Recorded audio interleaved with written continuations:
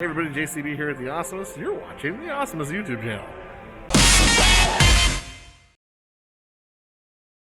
Wow, things sure took a turn for the worse, didn't they?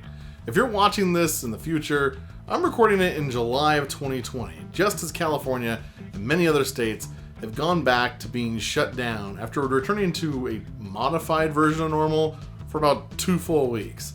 The coronavirus has had a resurgence, or spike as the cool kids are saying it, and now we're having like over 60,000 new cases every single day. So everything's shut back down.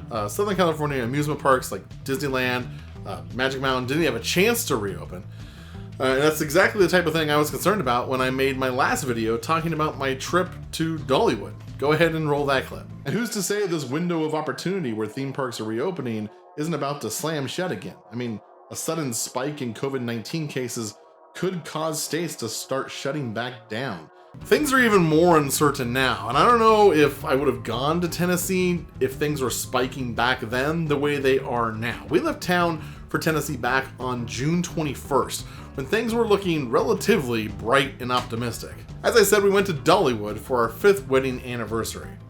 I'll make this part quick since I explain this every single year in one of these videos, but basically, back before my wife and I even got married, when we were just engaged, we decided that our thing, our tradition, would be to visit a new Six Flags theme park every year for our wedding anniversary. And so far, we've done a pretty good job at keeping to that. The first one was Six Flags Discovery Kingdom, then it was Six Flags Over Texas and Six Flags Fiesta Texas. Next was Six Flags St. Louis in Missouri.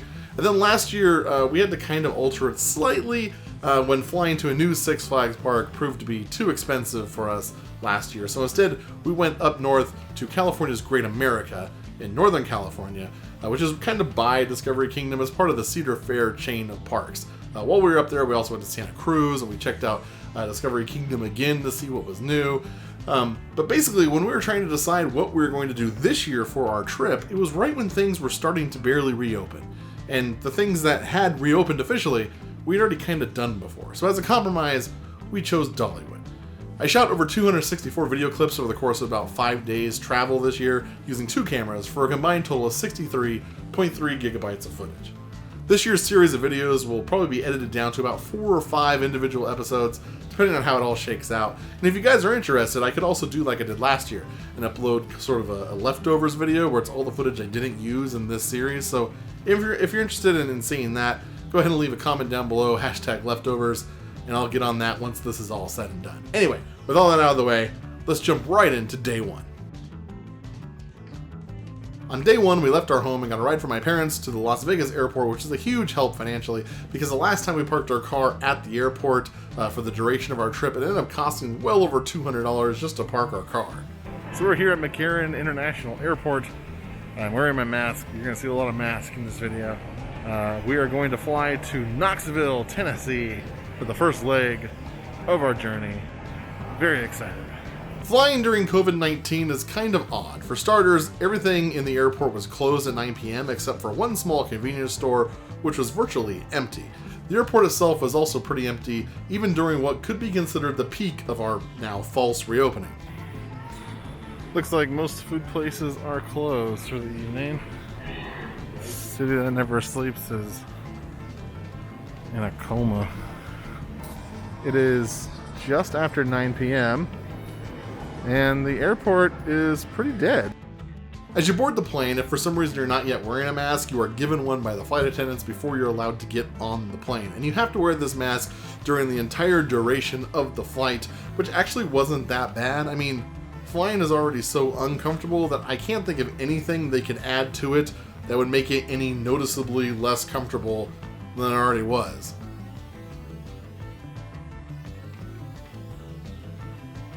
We arrived on day 2 at 6 a.m. in Knoxville, Tennessee to another empty airport.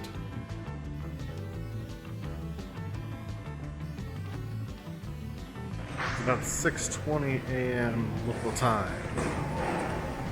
We got our bags, made our way to the rental car desk where they told us we were getting a truck. Then we went out to the garage and ended up with this monstrosity of a vehicle. So basically the cheapest option at the rental car place was sort of a dealer's choice sale, in which the rental car company chooses which car you get, and for some reason they decided to give us a small apartment on wheels. Ow! I started recording an accident. Since there was nothing open at the airport the night before, we were both starving at this point and already on our way to Dollywood, when less than a mile outside the airport we saw a Waffle House. For those of you new to the channel, we make a point of going to a Waffle House every trip if the state we're in has it. $1.75, 79 for gas? That's what they said. What the? There's a clinic just for lice. That's gross. Any more commentary there? Oh, sorry. Did you see it though? I did. A clinic just for lice? Where are we going, babe? We're going to Dollywood. Dollywood. Dollywood. Is that the song? I just made that up. I'm sure I'm not the first though. Going to Dollywood. No masks in the car. Yeah. We then drove the hour or so to Dollywood and parked at the Dreammore Hotel. The Dreammore Hotel near Dollywood. Ashland Park Crooked's just trying to fix it. The Dreammore Hotel is Dollywood's answer to hotels and resorts at Disney World. It's an architectural love letter to Dolly Parton and the official hotel of the park. I feel like I need to explain why we decided to stay at the Dreammore Hotel and Resort. As anyone who saw last year's video knows, we don't usually end up in fancy hotels.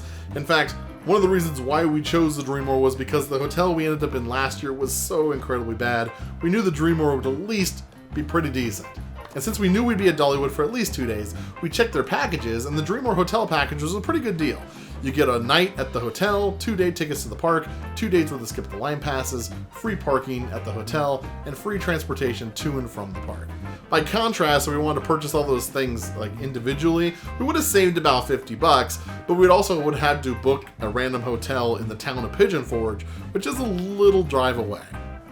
For us, it just made more sense to stay at the hotel. At this point in our trip, we had been awake for a little over 20 hours, even with a 3-hour time difference.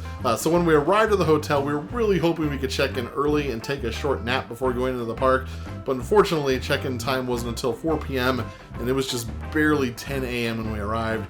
So we went into the hotel to get our tickets and head into the park. After getting our tickets, they sent us into this room where employees asked us 4 questions about our recent exposure to COVID-19, if we had any, what symptoms, if there were any, like just basically checking what our general health was. And then once they cleared us, they gave us these green wristbands, which actually ended up being a really good system because if we wanted to, we could actually leave the park, go back to the hotel, do whatever we need to do, and then get right back on the trolley without having to go through the whole temperature check thing all over again. So we just went to the registration desk, got our tickets for the day, our time saver passes for the day, got our green wristbands for the day, and now we're heading down to the trolley that takes us from the hotel to the park. The trolley stops right there. You walk along this little path to get right there. Everything's super easy so far. It reminds me a lot of Silver Dollar City. The trolley ride is pretty short and drops you off at a special side gate, which allowed us to skip a really long line of people waiting at the front gate to have their temperatures checked. That long line alone made the $50 extra for the Dreammore totally worth it. Say hi, babe. Okay. Good morning, everybody. Good morning. Welcome aboard. We are at Dollywood. One of the things that we noticed right away when we were coming in on the tram is that you skip a really, really long line to get your temperature checked because you've already done that at the hotel. And you skip the long line for ticket entry, which we are just now barely approaching. We entered over there. We're here during the Flower and Food Festival. And this is the canopy of umbrellas. There are apparently 600 umbrellas strung above us. Ooh, it's already cooler. Yeah, it makes a huge difference. Feels real nice, huh? My first impression was that the park was incredibly clean and quiet, and really nicely themed.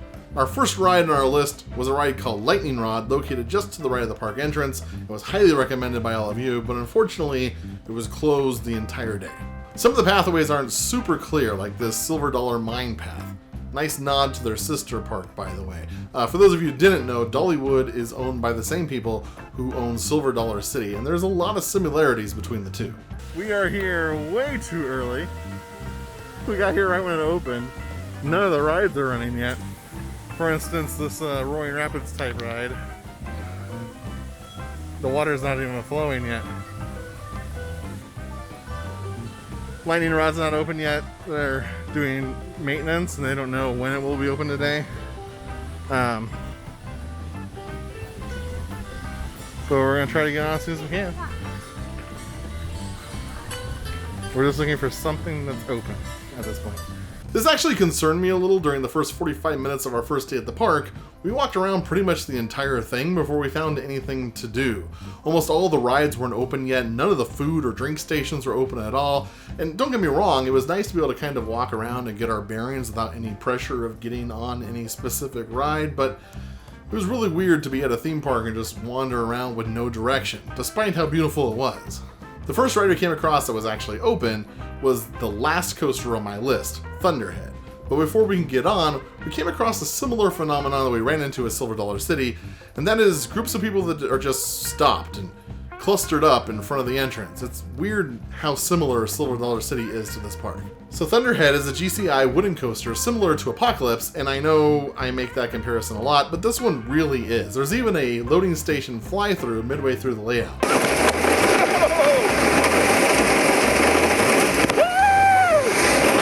It has a lot of great airtime moments. It was a great way to start our day. So Thunderhead is one of the best wooden coasters I've ever been on. What was that? I agree. You agree? It's one of the best ones I've been on? Yeah. I'm having a hard time finding one that was better. I know there was one at Cedar Point that was really good. It was like Grizzly something or whatever, I think. But I don't know if it's better. Next up, we tried to go on the Whistle Punk Chaser, but I guess I'm too tall for this ride because the lap bar hit my thighs and wouldn't lock into place for some reason. And I know I did like a lot of gymnastics and martial arts when I was a kid, so I've got like big meat sickles as legs. And it was just kind of annoying, but honestly, it didn't look like it was that fun, so I'm not that disappointed we didn't get to go on it. They also have a really nicely themed drop ride nearby, which I forget the name of, but we weren't really in the mood to ride anyway, so we just kind of kept going. We then went to the Mystery Mine ride, which has an animatronic vulture out front, but when we arrived, he was fast asleep. This ride is interesting. It features two 90-degree lift hills, one inside of the big screen directly above you, plus some of the most intense elements I've ever seen on a minecart ride. Oh, you love it. I hate it. You love it. I hate it. I hate it. This is awesome.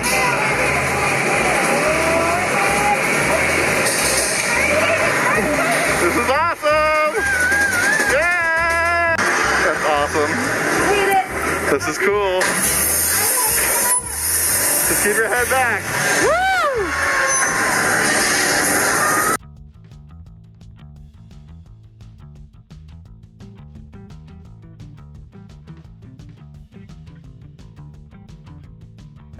Okay, Ashton's gonna give her testimony for Mystery Mine, and then I'm gonna give mine.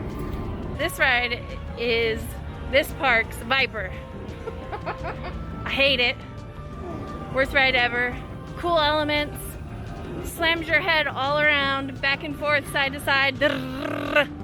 Terrible. I hate it. My head hurts. I need candy. Oh, okay. I agree with the fact that it slams your head around, but I think it hurts her more because she's little. Because my head was a little bit above, just a little bit. No. But I still hit it plenty of times. No. It's that hitting the ear feeling. No. It just sucks. It is the back right here. Well, yeah, I know, the back of the head too, especially right at the beginning. Hate it. We weren't expecting it, so like immediately our heads slammed back. That was painful, but other than that, it didn't really beat me up that bad. She, though, apparently got in a fight and lost. Yeah. Beat me up. What are you gonna do about it? I liked it, but I would only probably give it like a 5 out of 10 if I'm going by my thrills versus pain scale. Like thrill versus comfort. Oh, and Mr. Sleepy finally woke up, and he might have made a Silver Dollar City reference. I got it. Fire in the hole! Sorry, folks. Dreamed I was eating chili at the potato shack. Woo! Next up was Fire Chaser Express. A lot of you guys told me I have to ride this ride, that it looks like a kiddie ride, but it's actually a lot of fun, and you were absolutely right. This ride starts with a boost, kind of a violent launch, to be honest. So much so that I had a hard time starting my recording. Then you go up a short lift hill before banking and hopping your way through a pretty fun little layout.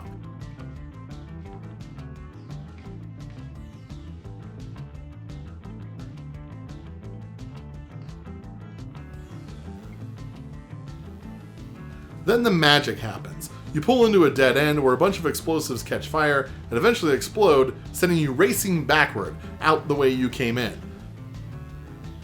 Did you send us backwards? Are you in there? Hold your horses. I need to see your big Is that right? Get out of there now. Up in. Watch out, big princess. You gotta roll.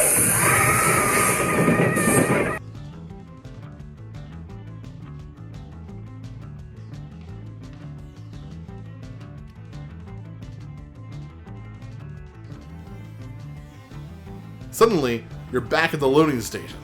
The trick is made possible by a switch track that triggers the moment you stop at the dead end. Once you clear this block of the track, going backward, it switches back to its default position, so the next train can enter the explosion scene. So we just went on Fire Chaser Express. It's a train ride that starts out forward and then goes backward. What do you think, love? It was fun. I got a little disoriented, like feel a little sick. From the backwards? Yeah. Yeah, but it was fun. Did I mention how beautiful the park is? We decided to take a short break at the Eagle Sanctuary. Dollywood butts right up against an eagle sanctuary where injured eagles are kept and bred. The park has lots of bald eagles, all of whom have been injured most commonly by gunshots, and the birds are nursed back to health, and if they're okay to release into the wild, they're released. But if they're deemed unable to take care of themselves, they're kept at the sanctuary. For those of you who have never heard the sound of a bald eagle, you may be surprised by this.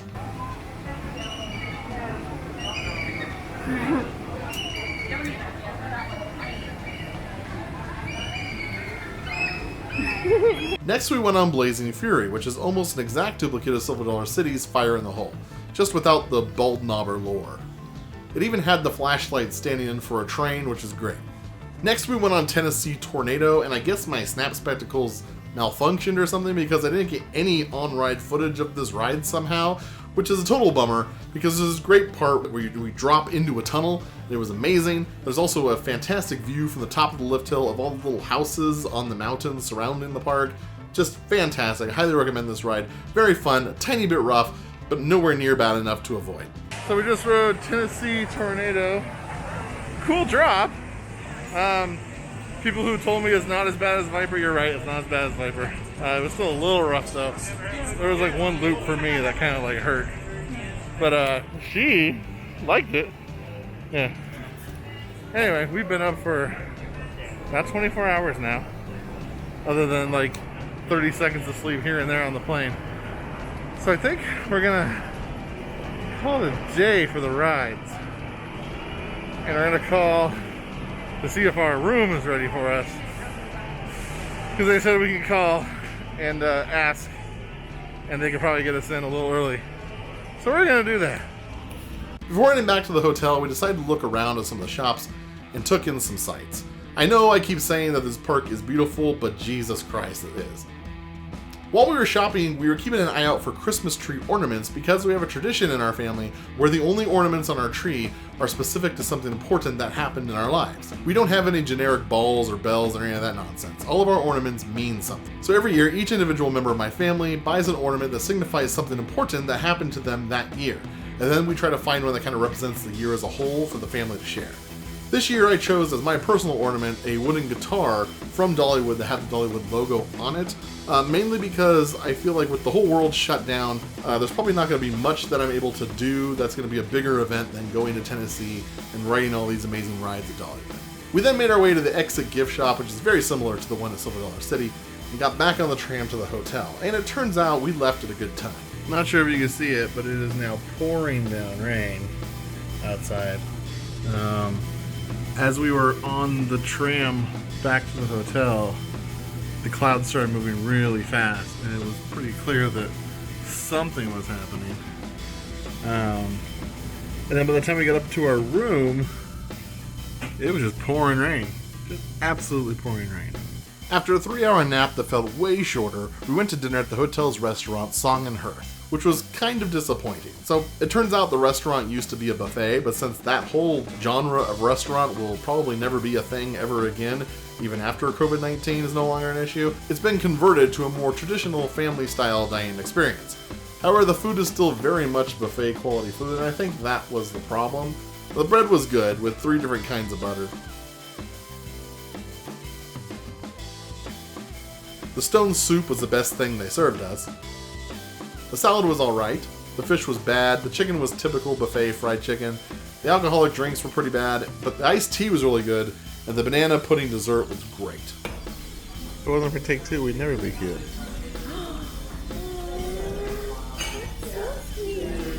Later on that night, my wife watched the park's firework display from the window of our hotel room, which was probably gorgeous, but I wouldn't know because I was in the bathroom with stomach problems. Anyway, I think that's a great place to end this video. In our next installment, we'll be talking about day 2 at Dollywood, so look forward to that. If you enjoyed this video, be sure to like, comment, and subscribe. And until next time, keep being awesome. Space for thousands of years would suddenly fall and crush their empty skulls. Anyway, we were trying to take this photo of Andrew on top of the rock, and these idiots decided they were going to just cut in and start doing their own thing, and basically they ended up photobombing each other. But this is nothing a little Photoshop can't fix. Let's see here, we just do a little this, do a little that. Perfect.